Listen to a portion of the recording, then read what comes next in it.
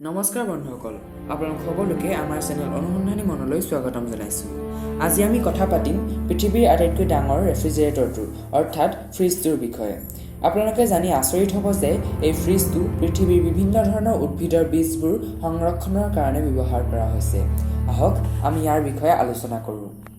উত্তৰ মেৰুৰ পৰা মাত্ৰ 1300 কিলোমিটাৰ দূৰত্বত ছেভেলবাৰ্গ নামৰ এখন ঠাইত এই ডাঙৰ ৰেফ্ৰিজাৰেটৰটো আছে।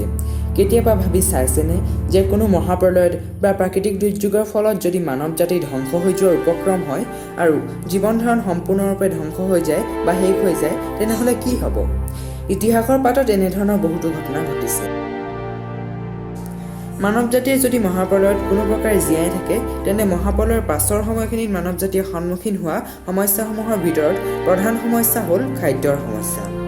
সম্পূৰ্ণৰূপে ধ্বংস হৈ যোৱা এখন সমাজ নকৈ গঢ় দিবলৈ লওঁতে মৌলিক বস্তুবিধেই হৈছে খাদ্য, আৰু খাদ্যৰ উৎপাদন হ'ব কৃষিকৰ্মৰ জৰিয়তে। এই কৃষিকৰ্মৰ কাৰণে মানৱ জাতিক লাগিব খাদ্য উৎপাদন কৰিব পৰা উদ্ভিদৰ বীজ। সেয়েহে বৈজ্ঞানিকসকলে আগতে কৈ অহা ধৰণে এই দিশত ৰেফ্ৰিজাৰেটৰটো সাজি উলিয়ালে, যাতে এনে কোনো মহাপ্ৰলয় বা প্ৰাকৃতিক দুৰ্যোগৰ ফলত পৃথিৱীখন ধ্বংস হৈ গ'লে বা মানৱ সমাজ ধ্বংস হৈ গ'লে তেওঁলোকে আটাইতকৈ প্ৰয়োজনীয় কৃষিৰ কাৰণে ব্যৱহাৰ কৰিব পৰা বীজবোৰ তাত সংৰক্ষণ কৰি ৰাখিব পাৰে। এই বিশাল বীজৰ ভঁৰালটোত প্ৰায় 9,83,000 বিভিন্ন ধৰণৰ বীজ সংৰক্ষণ কৰা আছে। পৃথিৱীৰ সকলোবিলাক দেশেই তেওঁলোকৰ দেশত উৎপাদন হোৱা প্ৰয়োজনীয় উদ্ভিদৰ তথা খাদ্যৰ গছ-গছনিৰ বীজ এই ভঁৰালটোলৈ সংৰক্ষণৰ কাৰণে পঠিয়াইছে।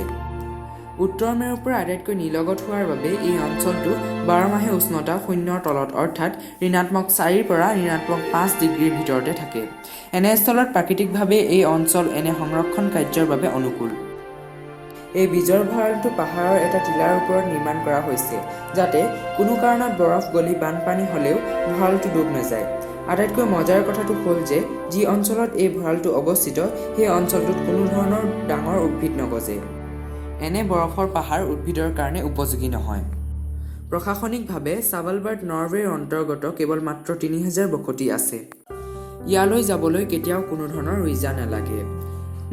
আহি থকা দিনবোৰত আমি ছেভেলবাৰ্গৰ বিষয়ে আলোচনা কৰিম। আজিলৈ ইমানতে জৱনিকা পেলাইছোঁ।